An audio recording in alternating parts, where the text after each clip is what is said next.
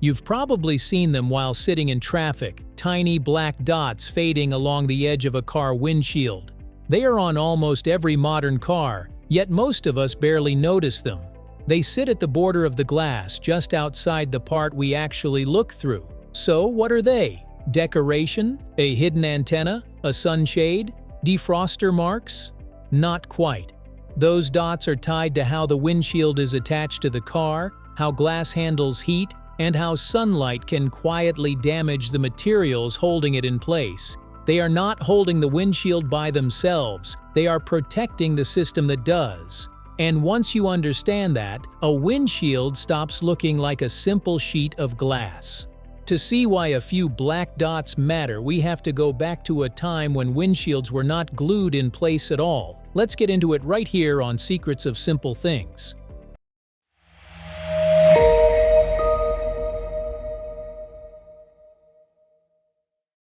Before glue, there was rubber. For a long time, car windshields were held in place by large rubber gaskets. Picture a thick rubber frame wrapped around the edge of the glass, squeezing it into the metal body of the car. It was simple, visible, and for older cars, it worked well enough. But good enough does not stay good enough forever. As cars became faster and smoother, that chunky rubber border began to feel like a solution from a slower era. It could rattle, it could harden or shrink over time. After years of sun, rain, and vibration, it could leak. It also left a raised edge around the glass, exactly where designers increasingly wanted clean lines and better airflow. The windshield was no longer just a window. On a modern car, it had to sit flush, seal tightly, and blend into the shape of the vehicle. The more streamlined the car became, the more that bulky gasket looked like a weak link. So automakers moved toward a cleaner method. Instead of clamping the windshield into place with rubber, they would bond it directly to the metal frame. That solved one old problem, but it created a new one. The glue was strong, the sun was stronger. Bonding the windshield directly to the car body changed the look and feel of the front end. The glass could sit more smoothly inside the frame. Wind and rain had fewer gaps to sneak through. The whole surface looked cleaner, tighter, and more modern. The material that made this possible was urethane adhesive. This is not household glue. It is tough, flexible, and strong enough to hold a large sheet of curved glass through vibration, temperature changes, and years of driving. But even strong materials have enemies. For urethane adhesive, one of the biggest is sunlight, especially ultraviolet light. If the bonding area were exposed every day, UV rays could slowly break down the adhesive. It would not suddenly give up in one dramatic moment. It would age. It would weaken. Over time, it could lose some of the grip that keeps the windshield secure. That is the important part. The glue is not weak. It is just living in a harsh place, right where sunlight, heat, moisture, and movement all meet. In other words, the windshield did not just need strong glue, it needed something to protect that glue. That protection begins with the black band around the edge of the glass. The black band is not a sticker. That solid black border has a name, the frit. It may look like paint. It may even look like a dark sticker pressed onto the windshield. But the frit is a ceramic layer baked into the glass at high temperature, which makes it part of the surface itself. You cannot peel it off like a label. Its first job is protection. The frit blocks ultraviolet light from reaching the urethane adhesive underneath, right where sunlight would otherwise attack it for years. Its second job is grip. Smooth glass is not always the easiest surface for adhesive to hold on to, so the baked ceramic band gives the glue a better foundation. Think of it as a prepared base layer between the glass and the bonding material. Its third job is visual. Without the black border, you might see the uneven bead of glue behind the windshield. The frit hides that working layer, so the front of the car looks clean instead of patched together. That is why the band sits exactly where the glass meets the body. It covers the place where engineering gets messy. But if its only job were to hide glue and block sunlight, the black band could end in one sharp line. So why does it fade inward into hundreds of tiny dots? Why the border cannot simply be black and clear. This is where the dots stop being a pattern and start becoming a clue. Black surfaces absorb heat faster than clear glass. During windshield manufacturing, that difference matters. A windshield is not made flat and then simply dropped onto a car. It has to be heated in large ovens and shaped into a precise curve, so it can fit the vehicle and help air move smoothly around it. Now look at the edge of the glass. The solid black frit heats up more quickly. The clear center heats more slowly.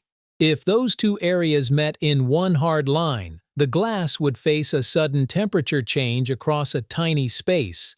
Glass does not like sudden changes.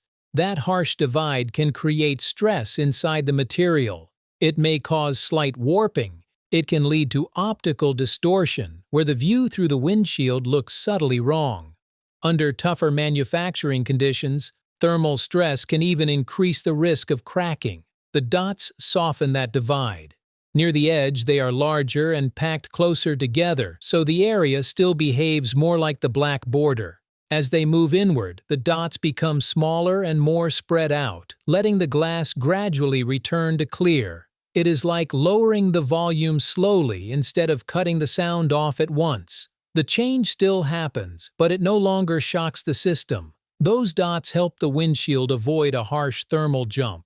What looks like decoration is really a way for the glass to move through heat more gently. The dots are a clever halftone pattern. This fading pattern has a name, halftone. You may have seen the same idea in printing, posters, or old newspaper images. From a distance, an area can look like a smooth shade.